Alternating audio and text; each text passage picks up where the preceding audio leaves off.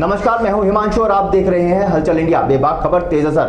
वक्त तो चला है हलचल इंडिया पर आज की बड़ी खबर का। कोरोना महामारी के मद्देनजर शामली प्रशासन जनता को जागरूक करने के लिए अनेकों तरीके अपना रहा है। प्रशासन ने अब हाईवे पर कोरोना महामारी के चलते लोगों से पेंटिंग बनाकर अपील की है। प्रशासन की ओर से कोरोना महामारी में सड़कों पर पेंटिंग के जरिए लोगों को जागरूक करने का प्रयास किया गया और यही प्रयास करने की कोशिश की जा रही है कि अधिक से अधिक लोग अपने घरों में रहें। आपको बता दें, DPRO शामली के निर्देशन में पूरे जनपद के ग्राम पंचायत क्षेत्रों में जागरूकता अभियान चलाने का कार्य जोरों पर है। प्रशासन ने ग्राम प्रधानों के सहयोग से सड़कों व हाईवे पर जागरूकता पेंटिंग बनवाई, जिसमें लिखा है कि घरों में सुरक्षित रहें और कोई रोड पर ना निकले, जान है तो जहान है। प्रशासन की इस पहल से क्षेत्र में एक सकारात्मक संदेश लोगों तक पहुंचाया जा रहा है। आपको ये भी बता दें कि शामली नगरवासी प्रशासन की इस अपील को मान रहे हैं और लॉकडाउन को सफल बनाने में अपना योगदान भी दे रहे हैं। शामली इसी तरह कई स्थानों पर पेंटिंग बनाने का कार्य तेजी से चल रहा है ताकि सभी लोग लॉकडाउन का पालन कराया जा सके। तस्वीरें शामली जनपद के ऊंचा गाँव टिटोली ढिंढावली की है, जहाँ प्रशासन के मुताबिक कल से इस काम को शुरू किया गया है और अभी तक दर्जनों स्थानों पर पेंटिंग का कार्य पूरा हो चुका है। वहीं जिला अधिकारी के अनुसार शामली में अब तक कोरोना पॉजिटिव की संख्या 16 है और करीब 19 रिपोर्ट पेंडिंग है। बाकी अभी तक सैकड़ों रिपोर्ट नेगेटिव भी आई हैं, जिससे शामली प्रशासन ने राहत की सांस ली है। देखिए, कोरोना के प्रति जागरूकता करने के लिए हम लोग कई तरीके से कोशिश कर रहे हैं। उसमें हमने एक नई पहल ये करी है कि जहाँ मेन चौराहे हैं या मेन सड़कें हैं हमारी, वहाँ पे पेंट कराना शुरू किया है कि अपने घर के अंदर ही रहें, जागरूक रहें, स्वस्थ रहें, जिससे एक मैसेज जाए लोगों में कि वे अपने घर में रहें और जो यहाँ पे अपने आप को सेल्फ आइसोलेशन करने की जो प्रक्रिया बताई जा रही है उसका पालन करें। अभी उसकी शुरुआत कर दी गई है। शामली प्रशासन ने युद्ध स्तर पर तैयारियां की हैं, कोरोना से जो है लगातार फाइट भी कर रहा है, तो अब किस तरह की स्थिति शामली में है? वर्तमान में हमारा जो लॉकडाउन है वो एक्सटेंड हो गया हुआ है। 4 हमारे एपिसेंटर पॉइंट हैं जहाँ पे लगातार ड्यूटी चल रही है। वहाँ तो बिल्कुल कर्फ्यू जैसी स्थिति है, आना जाना बिल्कुल अलाउड नहीं है। बट उन एपिसेंटर पॉइंट्स के बाहर भी थोड़ा सख्ती से हम लोग एडमिनिस्ट्रेशन कर रहे हैं। जितने सेक्टर जोनल मजिस्ट्रेट है घूमते हैं। बाज़ार हमारे 3 ही घंटे खुल रहे हैं, जो उसमें सख्ती से हम इंश्योर कर रहे हैं कि सोशल डिस्टेंसिंग का ही पालन करके लोग बाज़ार में आएँ। बैंक्स पे भी कुछ व्यवस्था सुनिश्चित कराई है। इनिशियली कुछ समस्याएं आई थी, बट अब थोड़ा व्यवस्थित ढंग से सब लोग उसका पालन कर।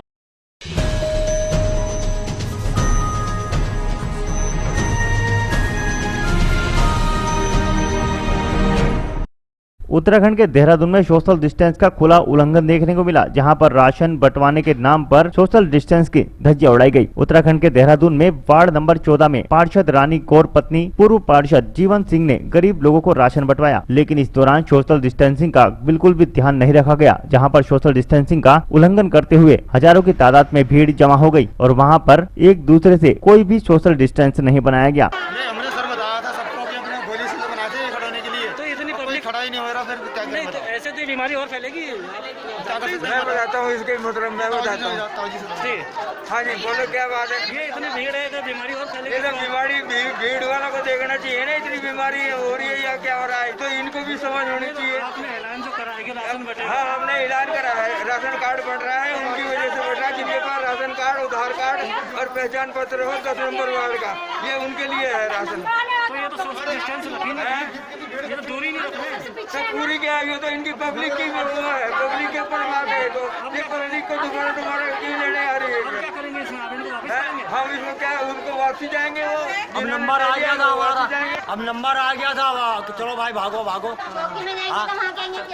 अब बताओ, सुबह से खड़े हुए हैं। अरे कुछ तो हाँ, ना दूरी दे ये बोले पे। हाँ, अब खदेड़ दिया सब।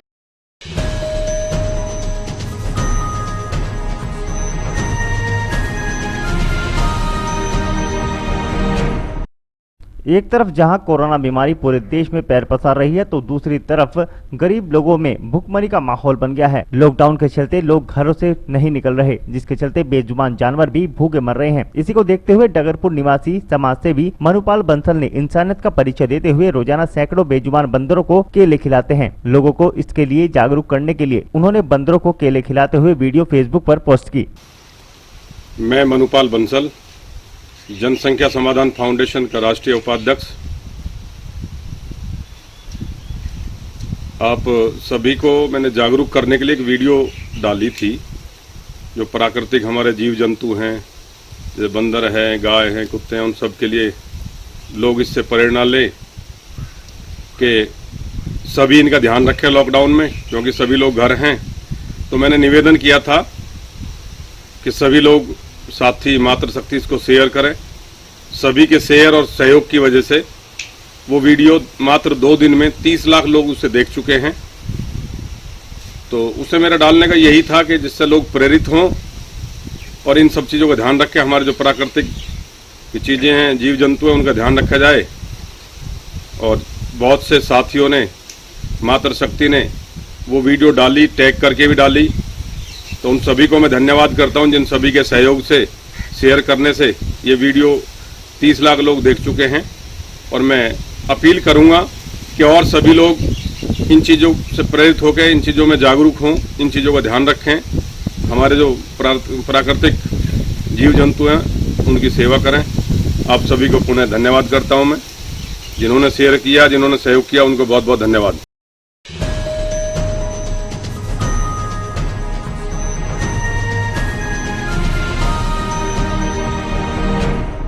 बागपत के रटोल गांव के 14 युवक जो नेपाल के लोगों के संपर्क में थे, उन्हें 10 अप्रैल को सरूरपुर सीएचसी पर क्वारंटाइन किया गया था, जहां गुरुवार को रटोल के एक युवक की रिपोर्ट पॉजिटिव आई है। शुक्रवार को डॉक्टर ताहिर ने पीड़ित के घर पहुंचकर परिजनों से जानकारी ली और उनका स्वास्थ्य परीक्षण किया। युवक के परिजनों में महिला और बच्चों को 14 दिन तक घर में रहने को कहा गया है। डॉक्टर ताहिर ने बताया कि बागपत में आला अधिकारियों की टीम गाँव पहुँचकर क्वारंटाइन किया गया है। इसके अलावा 12 लोगों को चिन्हित किया गया है, जिसमें 6 लोगों को बड़ौद जबकि 6 लोगों को बागपत एकांतवास जाँच के लिए भेजा गया है।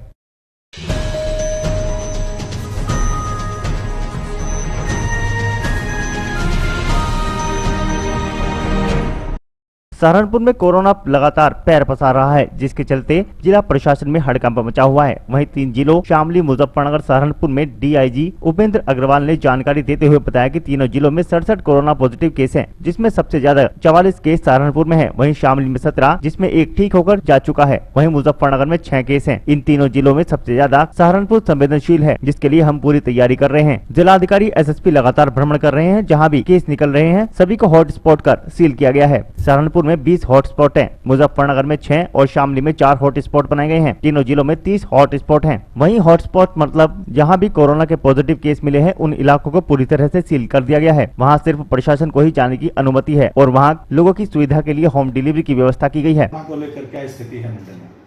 देखिए, अगर मंडल के ये 3 जिलों की बात करें तो यहाँ लगभग 67 केस पॉजिटिव आ चुके हैं। इसमें मुख्य रूप से सहारनपुर में सबसे अधिक है, लगभग 44 केस यहाँ आए हैं। इसके अलावा शामली में 17 हैं, जिसमें एक ठीक होकर के वापस जा चुके हैं और 6 मुजफ्फरनगर में। तो सहारनपुर थोड़ा ज़्यादा संवेदनशील हो रखा है, जिसके लिए हम लोग पूरी तैयारी कर रहे हैं। लगातार डीएमएसपी जो है अपनी टीम के साथ मोबाइल रह करके जो भी इसमें निर्देश मिले उनका अनुपालन करा रहे हैं। जहाँ तक जो पॉकेट्स की बात है, जहाँ पर ये केस निकले थे, उनको हम लोगों ने हॉटस्पॉट डिक्लेयर कर दिया है और टोटल जो है हॉटस्पॉट सहारनपुर में 20 है। इसके अलावा मुजफ्फरनगर में 6 और शामली में 4 है, तो 30 हॉटस्पॉट्स हैं। हॉटस्पॉट्स का मतलब उस पर्टिकुलर एरिया में जहां कोरोना के पॉजिटिव केसेस पाए गए हैं उसको कम्प्लीटली सील कर दिया गया। वहां सिर्फ प्रशासनिक अधिकारियों को ही जाने की अनुमति है, अन्य कोई लोग नहीं जा सकते हैं। जिनको भी कोई भी आवश्यकता है वो घर से फ़ोन कर लें, उनको होम डिलीवरी की व्यवस्था उपलब्ध कराई जा रही है। यदि किसी को मेडिकल इमरजेंसी भी है तो वो बाहर नहीं आएंगे, बल्कि एम्बुलेंस लेकर के उनको हॉस्पिटल की सुविधा उपलब्ध कराएगी, हॉस्पिटल लेकर के जाएगी। तो हॉटस्पॉट्स है, हम लोग उसको पिन पॉइंटेड एक अप्रोच लगा करके कि उस एरिया में सारे घरों को सैनिटाइज करना, सारे घरों की मेडिकल स्क्रीनिंग कराना, इस प्रकार प्रयास कर रहे हैं और उम्मीद करते हैं कि हमारे जो फ्यूचर में अगर कोई केसेस निकल के आते हैं तो वो हॉटस्पॉट से नहीं, बाहर के एरिया से नहीं निकल के आए, तो ये हमारे लिए राहत की बात होगी और इसी अप्रोच के साथ आगे बढ़ रहे हैं।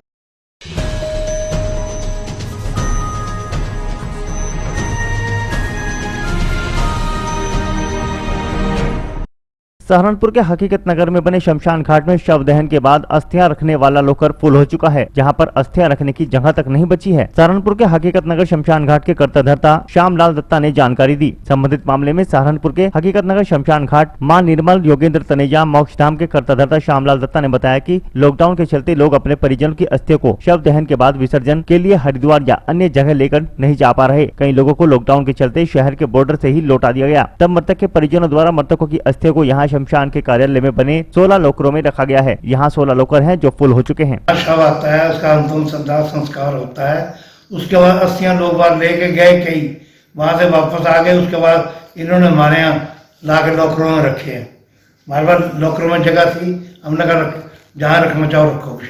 हर आदमी लॉकर रखे हुए हैं, उनमें ताला हम देते हैं अपने पास से, चाबी ताला मार के चाबी अपने साथ लेके चले जाते हैं। लॉकडाउन के कारण जो है, लॉकडाउन की वजह से आगे बिल्कुल नहीं जा रही अस्थि। यहाँ से तो जो है शायद अस्थियाँ जो है हरिद्वार के लिए लोग ज़्यादा लेके जाते हैं। हाँ, 100% आदमी हरिद्वार ही जाते हैं, लेकिन अब वहाँ जाने का रास्ता लॉकडाउन है, इसलिए कोई अस्थि उधर नहीं जा रही। तो आप ये भी ये बता रहे थे कि अभी जो है अस्थियों का जो लॉकर है वो भी पूरे हो चुके हैं। अब जो लॉकर अस्थियों के लिए लॉकर है उसमें 16 पार्ट है मेरे पास, 16 के 16 बिल्कुल लॉक्ड है, बिल्कुल इस टाइम कोई जगह नहीं है इस टाइम मेरे पास। 16 के 16 फुल है, कुल मिला के जो है 16 है मेरे पास, 16 के 16 बंद है।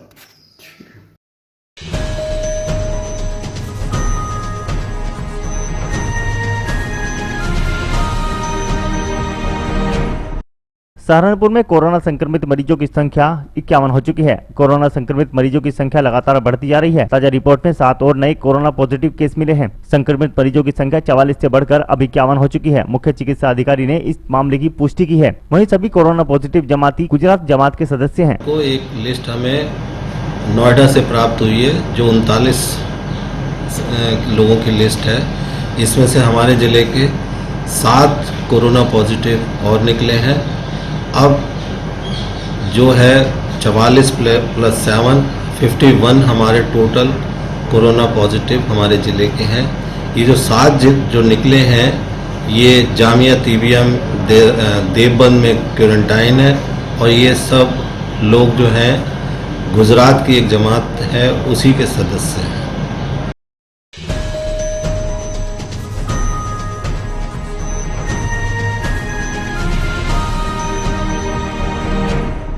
24 मार्च को देश में हुए लॉकडाउन के चलते दूसरे प्रदेशों से आए 32 लोगों को नवजीवन इंटर कॉलेज के प्रांगण में आइसोलेशन वार्ड बनाकर क्वारंटाइन में रखा गया था। 14 दिन के बाद उनके सैंपल भरकर मेरठ भेजे गए थे, जिनकी रिपोर्ट नेगेटिव आई है। रिपोर्ट नेगेटिव आने पर सभी को सरकार व WHO की गाइडलाइन सुनाकर उन्हें घर के लिए रवाना कर दिया गया। वहीं डॉक्टरों ने कहा कि आपने आइसोलेशन वार्ड में रहने पर ट्रेनिंग ली है और सभी गाइडलाइन नगर में जाकर अपने आस पड़ोस के लोगों को बताना है। इस मौके पर SDM मवाना ऋषिराज, चेयरमैन विनोद चाहल, अधिशासी अधिकारी नवीन राय, थाना प्रभारी शिवदत्त सिंह एवं PSC प्रभारी रक्षित चौधरी, डॉक्टर अंकुर त्यागी व सभासद मोबिन सलमानी आदि ने आइसोलेशन वार्ड में रह रहे लोगों को गुलाब का फूल देकर उनका सम्मान किया। आइसोलेशन वार्ड में रखे गए लोगों का सैंपल मेरठ भेजा गया, जिसमें उनकी रिपोर्ट नेगेटिव आई। उसके बाद उन्हें सरकार व WHO की गाइडलाइन सुनाकर घर भेज दिया गया।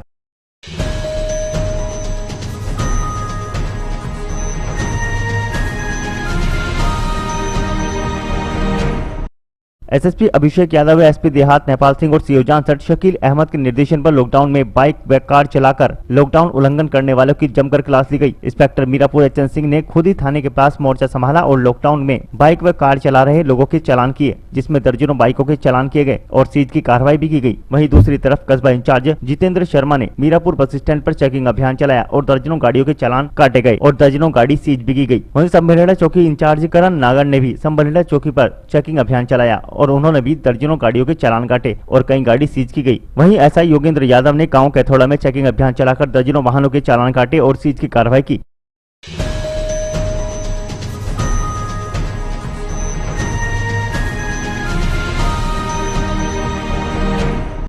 हरिद्वार की ज्वालापुर कृषि उत्पादन मंडी समिति में आसपास के ग्रामीण क्षेत्रों से अपनी उपज को मंडी समिति के माध्यम से बेचने वाले लघु किसानों को मंडी क्षेत्र में प्रवेश को प्रतिबंधित किए जाने की वजह से मंडी के कुछ ही दूरी पर ट्रांसपोर्ट नगर में पत्तेदार सब्जियां, मूली, गोभी, पालक, हरा धनिया, पुदीना आदि रोजमर्रा की जरूरतमंद सब्जियों को स्वयं बेचना पड़ रहा है, जिससे लघु किसानों का काफी नुकसान व मंडी व्यापारियों की दिनचर्या व्यापार प्रभावित होना, साथ ही आम उपभोक्ताओं तक सुचारू रूप से किसानों की उपज की सप्लाई व्यवस्था बाधित होने पर पूर्व कृषि उत्पादन मंडी समिति अध्यक्ष भाजपा नेता संजय चोपड़ा ने कृषि मंत्री सुबोध उनियाल, मंडी परिषद मुख्यालय हल्द्वानी की प्रबंध निदेशक निधि यादव से मांग की कि हरिद्वार मंडी में लगातार किसानों, व्यापारियों, आम उपभोक्ताओं की समस्याओं को दृष्टिगत उचित प्रबंध के साथ हरिद्वार मंडी का सप्लाई चेन के संचालन के लिए स्वयं समीक्षा कर किसानों, व्यापारियों, आम उपभोक्ताओं की समन्वय स्थापित किया जाए। उत्तराखंड मंडी परिषद को 3 बिंदुओं पर मैंने सुझाव दिए थे और निश्चित रूप से मैं समझता हूँ उन सुझावों पर यदि मंडी समिति द्वारा अमल किया होता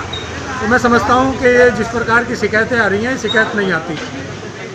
जिसमें मैंने जैसे ही मंडी का जो फुटकर के जो व्यापारी का आगमन के लिए मंडी के आदेश हुए थे बंद के कि भाई किसी का आगमन नहीं होगा। ये कोई विकल्प नहीं है कि आप किसी प्रकार का आप किसी चीज़ को बंद कर दो। मैं समझता हूँ विकल्प इस चीज़ का होना चाहिए कि सुचारू रूप से व्यवस्था चलनी चाहिए, और वो व्यवस्था तभी चल सकती है जब इच्छा शक्ति होगी। इच्छा शक्ति के साथ मैं समझता हूँ आज वहाँ किसान परेशान हो रहा है, जो लघु किसान है, मझला किसान है, जो पत्तेदार सब्जियाँ लाकर बेचता है, उसको जो है बराबर में ट्रांसपोर्ट नगर में अपना माल बेचना पड़ रहा है। ये दुर्भाग्यपूर्ण है। मैं कहना चाहता हूँ कि निधि यादव जी से, जो मंडी परिषद की हमारी डायरेक्टर हैं, उनसे मैं निवेदन करना चाहता हूँ कि हरिद्वार मंडी का मामला गंभीर होता जा रहा है, इसका संज्ञान लें। वहाँ पर व्यापारी परेशान हैं, वहाँ पर जो हमारे आने जाने वाले जो हमारे छोटा व्यापारी है वो परेशान है। इस प्रकार का एक समन्वय स्थापित हो ताकि कृषकों, व्यापारियों और आम उपभोक्ता, इनमें समन्वय स्थापित होकर मंडी की जो सुचारू रूप से व्यवस्था है वो एक्ट के हिसाब से, जो मंडी का एक्ट है उसके हिसाब से चलनी चाहिए। लगातार मैं समझता हूँ वहाँ पर जो है उत्पीड़न किया जा रहा है उससे बहुत से लोगों का। ये कोई अच्छी बात नहीं है कि आप किसी का उत्पीड़न कर रहे हैं, कृषक का उत्पीड़न कर रहे हैं, व्यापारी का उत्पीड़न कर रहे हैं। इसे कतई बर्दाश्त नहीं किया जाएगा। निश्चित रूप से हम लोग अभी आपके माध्यम से माननीय कृषि मंत्री जी से भी निवेदन करना चाहते हैं कि इस पूरे मामले को संज्ञान में लेकर और इस पर जो है खुद मॉनिटरिंग कर इस समस्या का निदान करें।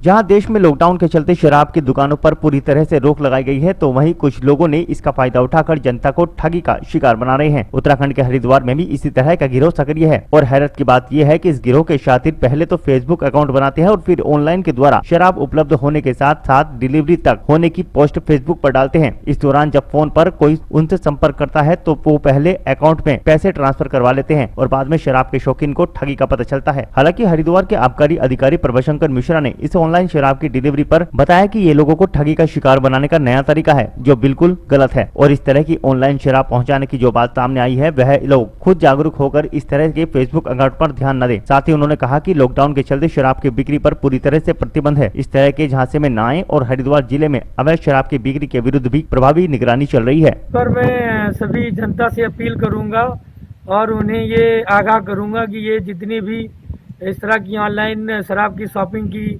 फेसबुक पर, ट्विटर पर या व्हाट्सएप पर सूचनाएं आ रही हैं, ये बिल्कुल फर्जी हैं और इनके झांसे में मत आइए, ठग हैं। आपका पैसा पेटीएम के थ्रू मंगा लेंगे, आपको कोई डिलीवरी नहीं मिलेगी क्योंकि पूरी तरह से लॉकडाउन चल रहा है। शराब की सभी दुकानें बंद है, कहीं कोई आपूर्ति नहीं हो रही है और न ही जो है किसी प्रकार की कोई बिक्री की जा रही है।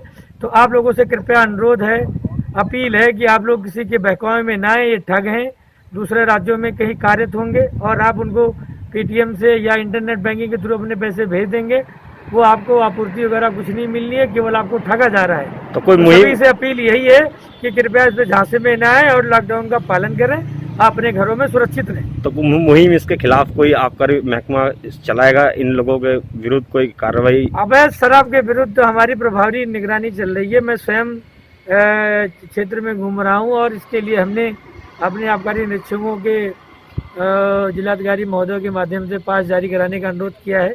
संभवतः वो जारी हो जाएंगे और स्वयं मैं इसकी निगरानी कर रहा हूँ। तो अवैध शराब के विरुद्ध तो हमारा अभियान और निगरानी चल रही है, किंतु इस तरह के जो फेसबुक और ट्विटर पे ठगी के ये फ़ोन नंबर डिस्प्ले हो रहे हैं कि आपको ऑनलाइन डिलीवरी होगी शराब की, ये टोटली फर्जी है। इस पर आप लोगों को आगाह किया जाता है कि स्वयं आप जो इन लोगों के झांसे में ना आए और कहीं कोई आपूर्ति शराब की नहीं हो रही है।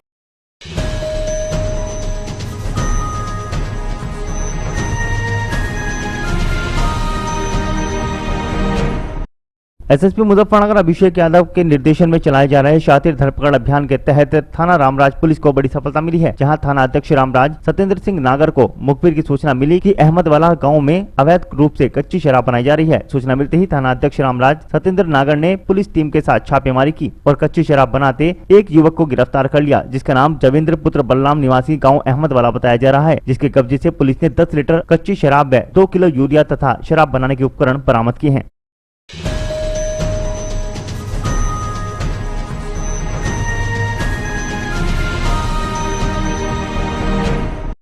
हेल्पलाइन संस्था अपनी टीम के साथ शिकोपुर गांव व गांव के नेत्रहीन परिवारों के पास जाकर उनकी आर्थिक मदद के साथ साथ एक माह के सूखे राशन की व्यवस्था करती है, जिससे लॉकडाउन के चलते उनका ये बुरा समय आराम से कट सके। हेल्पलाइन के संस्थापक नौशाद मलिक काफी पहले से ही इन परिवारों की मदद करते आ रहे हैं, लेकिन लॉकडाउन के चलते 20 तारीख से प्रतिदिन हेल्पलाइन संस्था जरूरतमंदों की सेवा में लगे हुए हैं। कभी जरूरतमंदों के लिए पका हुआ खाना तो कभी नाश्ते का सामान या सूखे राशन का और सैनिटाइजर व अन्य चीजों का वितरण करती आ रही है। हेल्पलाइन संस्था ने हिलावड़ी गाँव में एक नेत्रहीन परिवार को राशन का वितरण किया, जिसे प्रशासन द्वारा कोई मदद नहीं की जा रही थी। वैसे तो हमारी पहले एक सोसाइटी है और सोसाइटी के बाद भी हम अभी एक नई संस्था बनाई हमने हेल्पलाइन। इसमें मैं जुड़ा हूँ नौशाद भाई को देखते हुए। इनका काम मुझे बहुत अच्छा लगा, तो इनके साथ मैंने जुड़ने का फैसला लिया और ये काम हम 20 तारीख से कर रहे हैं। और ये लॉकडाउन हुआ था 22 में एक बार एक दिन के लिए और फिर 24 में हुआ। उसके बाद कंटिन्यू हम ये काम कर रहे हैं और ये समय है जब से कोरोना वायरस चला है, बहुत लोग बेरोज़गार हो चुके हैं और यही इंसानियत दिखाने का समय है। और इस समय बहुत लोगों की हमने हेल्प भी कर दी है और मेरी अपील है आप सभी लोगों से, आप भी अपने आस पड़ोस को देखें और उनकी हेल्प करें।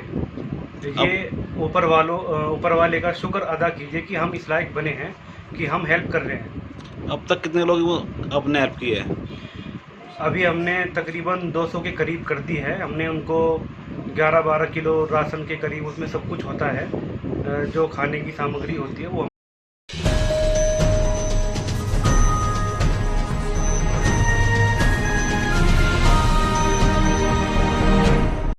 लॉकडाउन के दौरान कोई भी भूखा न रहे, इसके लिए प्रदेश की सरकार ने तमाम जनपदों के अधिकारियों को लोगों तक मुफ्त में राशन पहुंचाने के सख्त आदेश दिए हैं। लेकिन इसके बावजूद भी सरकारी सस्ते गल्ले की दुकान चलाने वाले लोग अभी राशन की कालाबाजारी करने से बाज नहीं आ रहे। लॉकडाउन में लोगों को काफी दिक्कतों का सामना करना पड़ता है। ताजा मामला बागपत जिले का है, जहाँ राशन डीलर की मनमानी और दबंगई से ग्रामीण परेशान है और राशन नहीं मिलने से गुस्साए ग्रामीण गाँव के बाहर पानी की टंकी पर चढ़ गए और प्रदर्शन करने लगे, जिसकी सूचना मिलने के बाद मौके पर पहुंचे अधिकारियों ने ग्रामीणों को उनकी मांगे पूरी करने का आश्वासन देकर शांत कराया। दरअसल आपको बता दें कि पूरा मामला बागपत जिले के छपरौली थाना इलाके का है, जहां पिछले काफी समय से गांव के लोग राशन डीलर की दबंगई से परेशान हैं, क्योंकि राशन डीलर उन्हें राशन नहीं देता और अगर उनके पास राशन लेने के लिए आते हैं तो उनके साथ बदसलूकी कर राशन दिए बगैर वहां से भगा दिया जाता है। आज भी जब गाँव की महिलाएं राशन लेने के लिए सरकारी सस्ते गल्ले की दुकान पर पहुंची तो राशन डीलर ने उन्हें राशन नहीं दिया, तो गुस्साए ग्रामीण महिलाओं समेत 2 दर्जन लोग पानी की टंकी पर चढ़ गए और राशन डीलर के खिलाफ कार्रवाई करने, उसका लाइसेंस निरस्त करने की मांग करने लगे। वहीं ग्रामीणों के टंकी पर चढ़ने की सूचना मिलते ही एसडीएम व सीओ फोर्स के साथ मौके पर पहुंचे। उन्होंने कई घंटों की मशक्कत के बाद लोगों को टंकी से उतार दिया। वहीं ग्रामीणों का आरोप है कि राशन डीलर ग्रामीणों को मिलने वाले राशन की कालाबाजारी करता है और 1 साल पहले भी ग्रामीण टंकी पर चढ़ गए थे, तो उसके बाद उसका लाइसेंस निरस्त कर दिया गया था, उसे लाइसेंस पुनः दे दिया गया। ग्रामीणों का कहना है कि अब वह उसके पास राशन लेने नहीं जाएंगे, अगर उसका लाइसेंस निरस्त नहीं किया गया तो वे फिर पानी की टंकी पर चढ़ेंगे।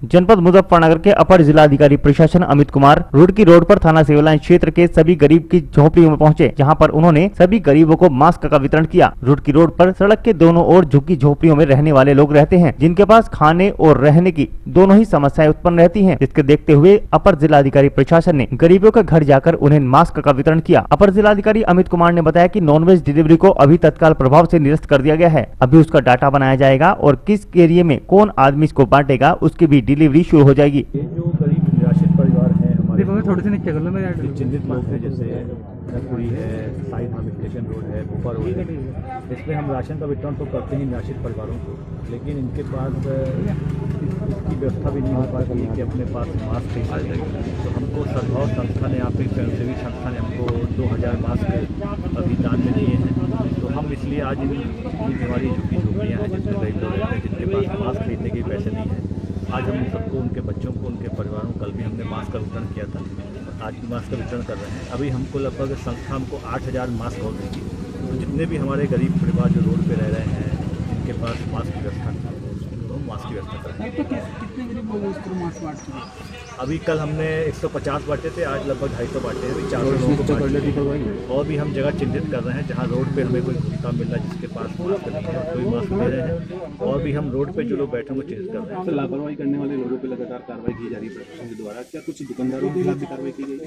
कुछ दुकानदार ऐसे हैं जो जिन्होंने कल एक घटना थी जिसमें 6 से 9 बजे के बाद लॉकडाउन के जब समय सीमा खत्म हुई उसके बाद उन्होंने उसकी दुकान खोली थी, उस पर FIR भी हुई है। और ये प्रधानमंत्री जी का भी और मुख्यमंत्री जी का सख्त निर्देश है कि 6 से 9 का जो टाइम, जो भी जिन जनपदों में जो टाइम लिमिट दी गई है, उसके अलावा आवश्यक सेवा वस्तुओं के छोड़कर जो दुकान खुलता है उस पर कार्रवाई। ड्रोन के द्वारा भी सर पूरे शहर को एक बार छाना जा रहा है। ड्रोन, हाँ, चूँकि मेन रोडों पे तो भीड़ कम है, लेकिन अंदर की गलियों में जो लोग टहल रहे हैं उस तक भी उन तक ये पहुंचना जरूरी है कि केवल रोड पर ही लॉकडाउन नहीं है, गली मोहल्लों में प्रत्येक घर पे लॉकडाउन का नियम होना चाहिए। इसके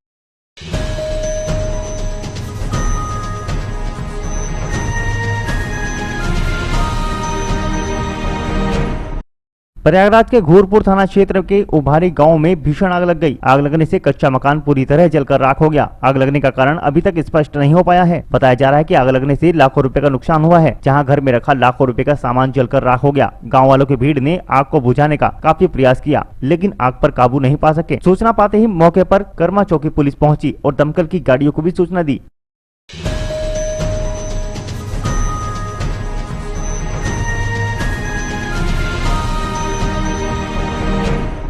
देवबंद के जामिया तिब्बिया मेडिकल कॉलेज में क्वारंटाइन किए गए 7 जमातियों की रिपोर्ट पॉजिटिव आने से प्रशासन में हड़कंप मच गया। प्रशासन ने देवबंद की सभी सीमाओं को सील कर दिया है। इस दौरान आदेश दिए गए कि सभी दुकानें बंद रहेंगी और किसी भी प्रकार की छूट नहीं दी जाएगी। वहीं प्रशासन दवाइयों की दुकान खोलने पर विचार कर रहा है और दूध की सप्लाई बंद होने से दूध व्यापारियों ने कोतवाली के सामने प्रदर्शन किया।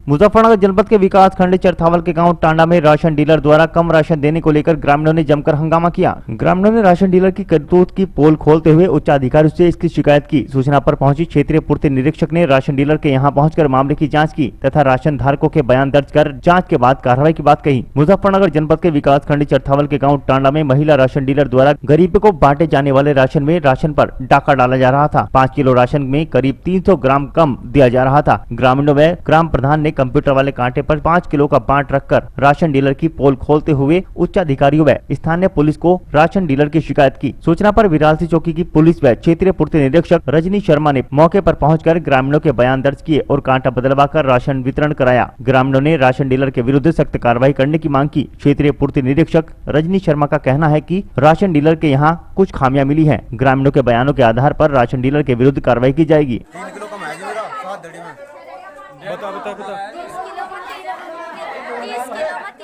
ये 5 किलो का बोल इसका लिखो 5 किलो बोले 5 किलो कम है बताओ 35 किलो पे अजी 5 किलो कम है 40 किलो पे 15 किलो पे 2 किलो कम है जी। चल भाई 10 किलो पे 1 किलो कम है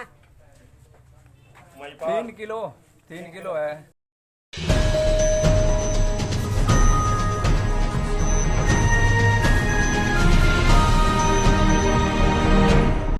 मुजफ्फरनगर जनपद के चरथावल क्षेत्र में लॉकडाउन के बीच किसान कृषि कार्य में जुटे हुए हैं। सभी किसान सोशल डिस्टेंस का पालन कर खेतों में कार्य कर रहे हैं। यही नहीं, किसान अपने मुंह पर मास्क, कपड़ा व गमछे का भी प्रयोग कर रहे हैं। लॉकडाउन के बीच जिले भर के ग्रामीण इलाकों में किसान कृषि कार्य में जुटे हैं। सोशल डिस्टेंसिंग का पालन करते हुए किसान खेतों में काम कर रहे हैं। गाँव में इस वक्त खेत खलियान में खासी चहल पहल दिख रही है। दोपहर 12 बजे से 3 बजे तक खेतों में सन्नाटा रहता है, लेकिन सुबह और शाम के समय किसानों को काम से फुर्सत नहीं रहती। परिवार के सभी सदस्य खेतों में काम करने में जुट जाते हैं। कुछ किसान जायद फसल की बुआई में जुटे हुए हैं। कृषि कार्य में जुटे किसान सोशल डिस्टेंस का पालन कर रहे हैं। मुजफ्फरनगर जनपद के चरथावल क्षेत्र के गांव नगलाराई में मोहम्मद नईम के खेत में गन्ने की बुआई हो रही है। वहीं खेत में बुआई में लगे लोग काफी दूरियों पर सोशल डिस्टेंसिंग का पालन करते हुए ईख की फसल बो रहे थे और सभी के मुंह पर मास्क भी रखा हुआ था। हमारे परिवार के द्वारा आज ईख की बुआई का काम चल रहा है।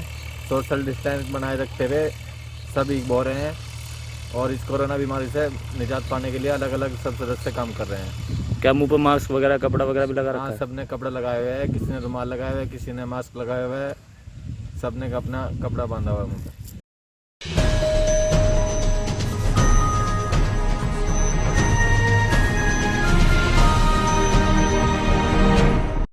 मुजफ्फरनगर जनपद विश्व में अपने आप खुद एक पहचान रखता है। यह वो नगरी है जहां टैलेंट की कोई कमी नहीं है, जहां एक तरफ युवा इरम फातिमा देश में जिले का नाम रोशन करती है तो दूसरी तरफ दानिश और जैद अली जैसे गायक बड़े पायदान पर जाकर अपने जिले का नाम रोशन कर चुके हैं। इसी कड़ी में एक नया नाम जुड़ा है, समीर अब्बासी, जो अपने अभिनय के बल पर पूरे सोशल मीडिया पर छाया हुआ है। जहाँ टिकटॉक बनाते हुए समीर ने मात्र 6 महीनों में ही लोगों के दिलों में एक मुकाम बना लिया है। समीर अब्बासी के टिकटॉक पर 1 मिलियन यानी कि 10 लाख से ज्यादा फॉलोवर हैं, जो समीर की आने वाली वीडियो को बेचैनी से इंतजार करते हैं। समीर अब्बासी मुजफ्फरनगर जिले के मोरना से है, जिनके पिता माजिद अब्बासी एक मध्यम वर्गीय परिवार से हैं, जहां समीर की उम्र सिर्फ 17 वर्ष है। उसकी इस लगन को देखते हुए लगता है कि बहुत जल्द वो बड़े पायदान पर जाकर जिले का नाम रोशन करेगा। अब्बासी ने बात करते हुए बताया कि वह नवाजुद्दीन सिद्दीकी, जो कि एक मशहूर कलाकार हैं, उनको अपना आदर्श मानते हैं, जिन्होंने एक छोटे से कस्बे से होने के बावजूद अपनी एक अलग पहचान बनाई। उन्हीं के नक्शे कदम पर चलते हुए वह भी पूरी लगन और मेहनत से वही मुकाम हासिल करना चाहता है और मुजफ्फरनगर का नाम रोशन करना चाहता है। 50 के आसपास वीडियोस हो चुकी है और इन्हीं वीडियो में, इतनी कम वीडियो में मेरे 1 मिलियन प्लस फॉलोवर्स हो चुके हैं। और थैंक यू सो मच कहना चाहता हूँ दिल से मैं अपने फ्रेंड्स को और हाँ, अपने फ्रेंड्स के लिए ये भी कहना चाहता हूँ कि अच्छे कॉन्सेप्ट पे वीडियो बनाओ, इंशाल्लाह एक ना एक दिन ज़रूर वायरल होगी, इंशाल्लाह आप भी बहुत ऊपर जाओगे। और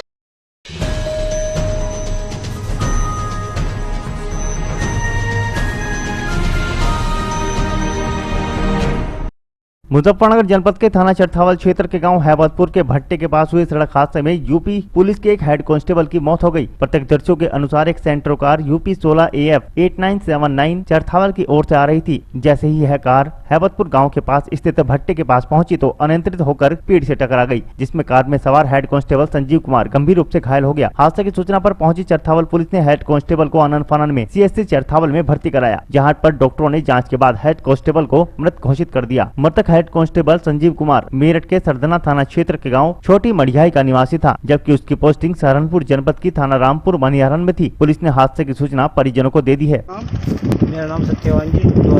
अच्छा, किस तरह हादसा हुआ? ये चरथावल तरफ से आ रही थी, नींद मान नहीं हुआ, मेरे ख्याल से कल रहेगा, कोई था ही नहीं आमने सामने। तो किस तरह लगी इसमें? है जी, पेड़ में किस तरह टकराई? पेड़ तो सामने से टकराई थी, बस ऐसी नीचे। कितने लोग सवार थे कार में? अकेला ही था जी।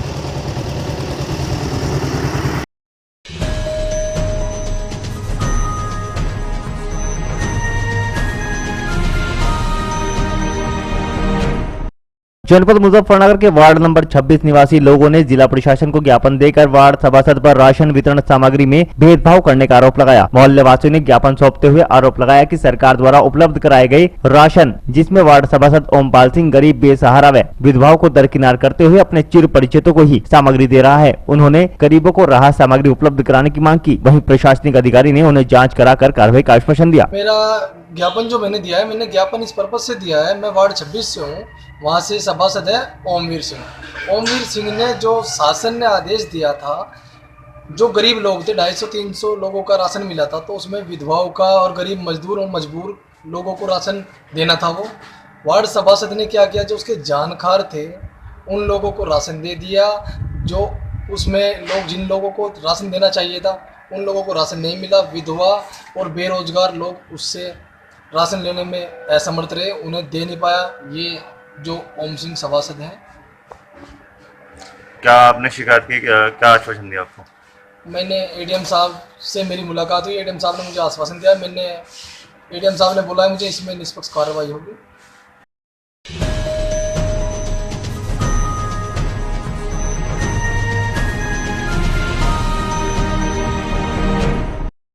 आज के बुलेटिन में इतना ही। कल फिर होंगे हाजिर कुछ नई और ताजा खबरों के साथ। देखते रहिए हलचल इंडिया, बेबाक खबर तेज असर।